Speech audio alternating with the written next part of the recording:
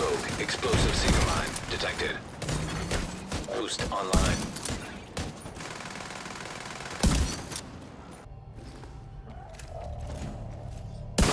Kill them all!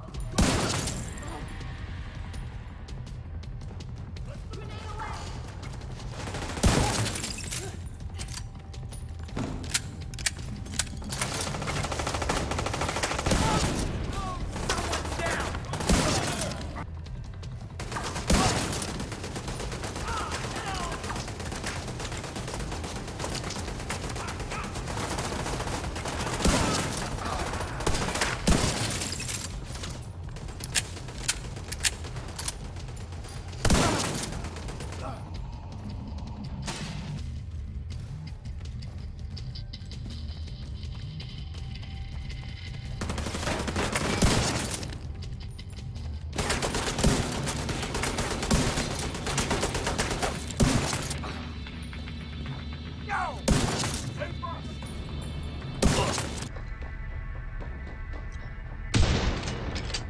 Keep hurting.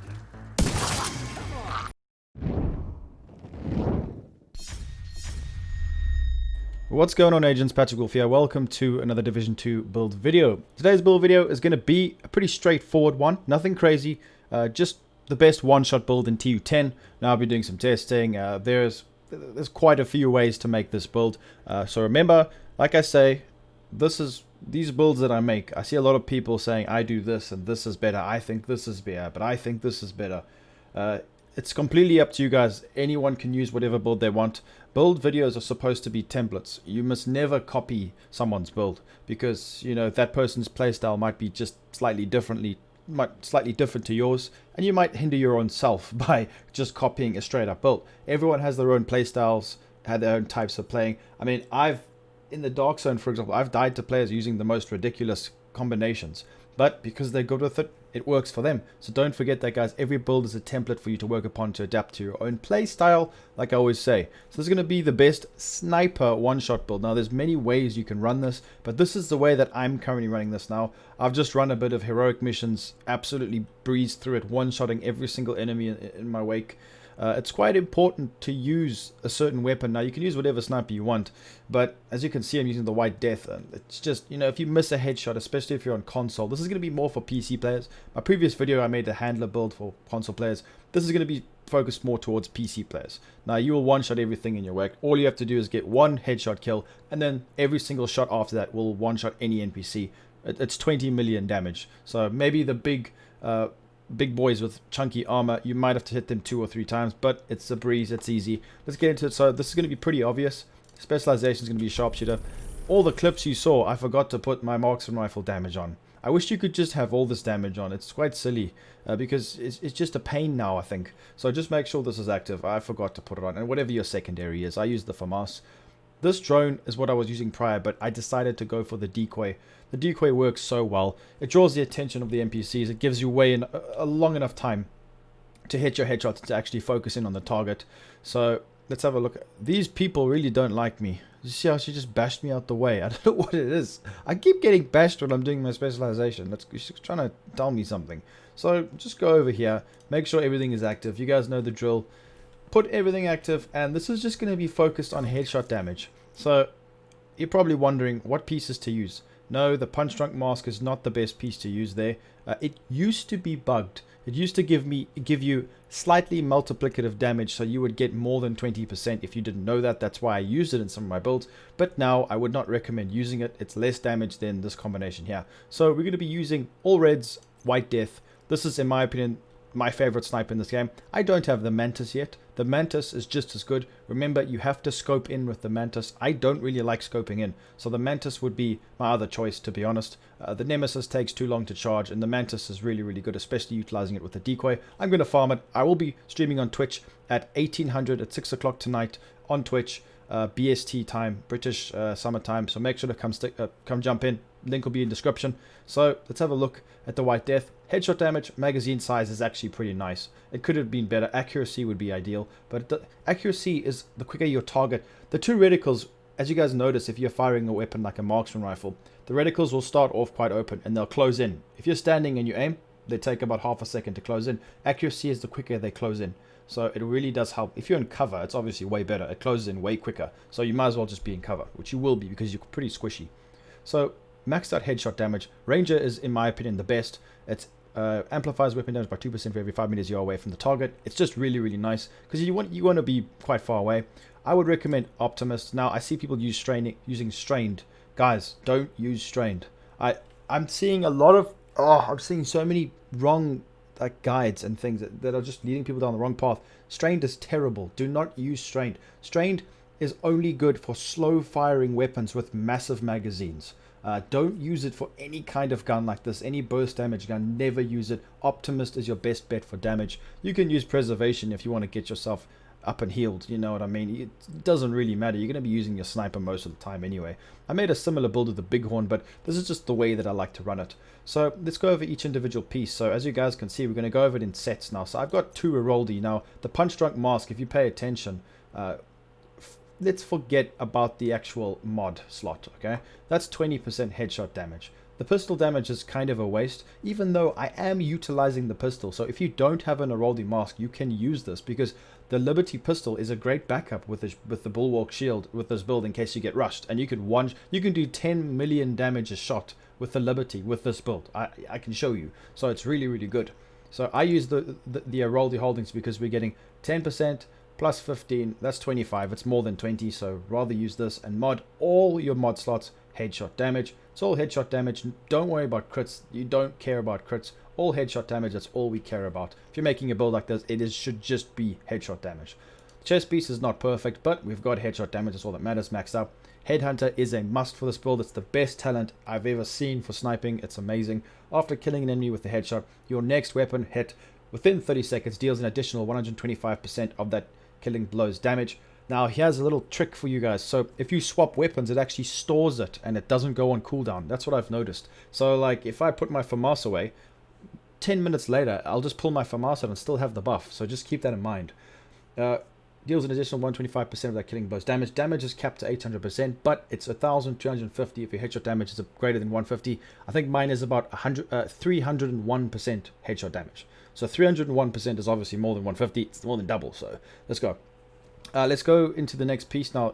It's okay. Well, to be honest, I need to explain the providence. I forgot. My bad. So we got 15% headshot damage. Don't forget about that. That's all headshots. That's all we care about. Probably the best ways to stack headshots. Now, okay, aces and eights used to be bugged. This used to be very much multiplicative. It is now additive. I used to get like just under 400% headshot damage with this. So the 3-piece isn't broken strong. Now you can use the 4-piece. Like I say, I get so many people commenting on every single one of my videos I make saying this is better, that's better. People who haven't even done near as much testing as me. The 4-piece is very situational. You can use it if you want.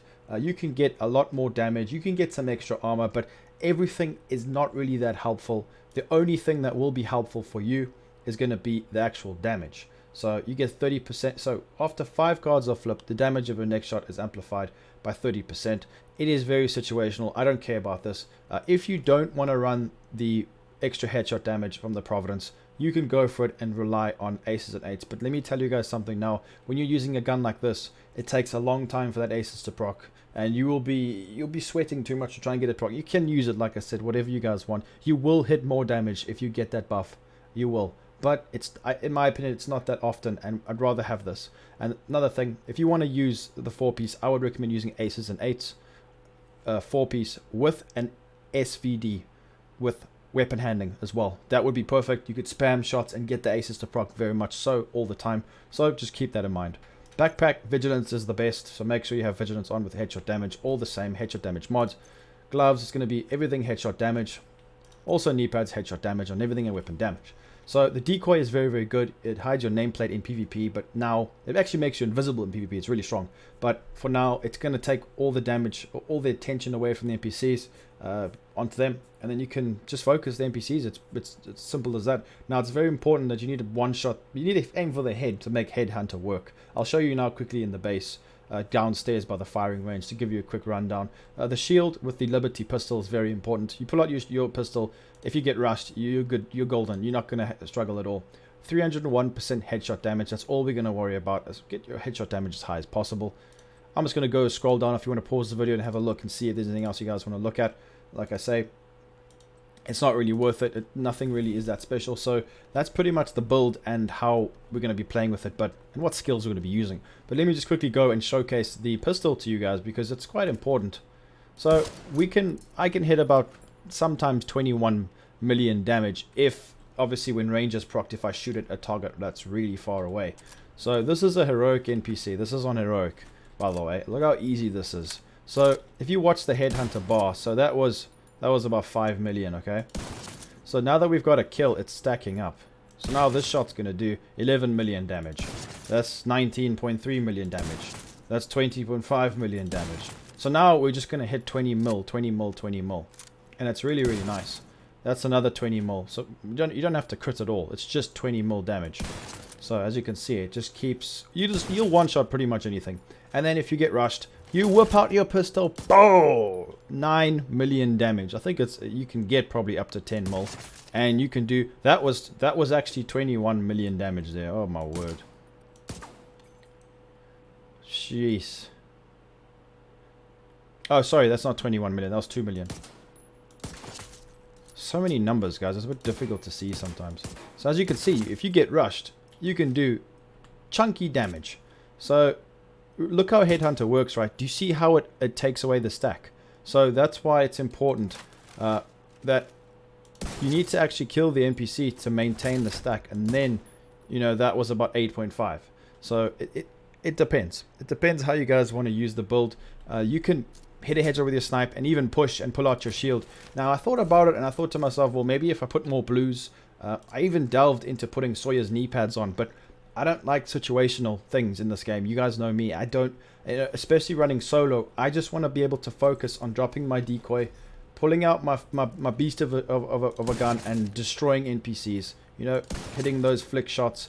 But it's up to you. You can use this however you want. There's so many ways you can take a build like this. You don't have to run it like this, but I would say try and get over like 290% headshot damage if you guys can. You can use whatever marksman rifle you want. I can hit very high damage with this marksman rifle, with the Nemesis as well, but I don't like the Nemesis. I would say that's really good for the raid, or if you're in a group setting. This is a very nice solo build as well. You don't have to be out of cover for a long time. You just quickly peek fire, and you take the enemies down very quickly. So let me know what you guys think in the comments. Yeah, leave a like, subscribe, make sure to come follow and watch me on Twitch tonight at 1800 hours BST for the stream. It's going to be a lot of fun. And yeah, be seeing everybody in the next video. Peace out, agents.